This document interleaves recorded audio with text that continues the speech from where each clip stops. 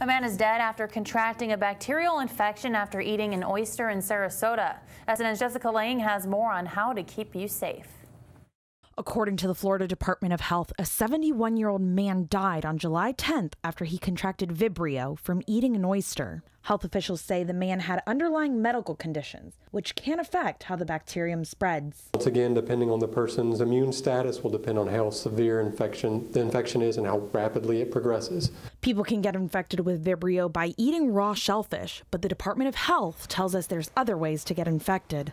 It's either going to be through the consumption of raw or undercooked shellfish or exposure to salt water in a wound or open sore or lesion on their body. Beachgoers are taking their own safety measures. I do eat other shellfish, so I don't think I would ever eat raw oysters. Others are taking risks. It's the good bacteria, the bad bacteria, and I mean, it's not going to prevent me from enjoying something like the water. The Florida Department of Health says the infection spreads quickly and the symptoms are onset. So if someone has an ingestion of the bacteria, they're going to have diarrhea, vomiting, fever. It's usually going to be sudden onset, so they'll feel fine, and then all of a sudden they're sick, and it's usually rapidly progressing, so they get pretty sick pretty fast, and they're going to seek medical care.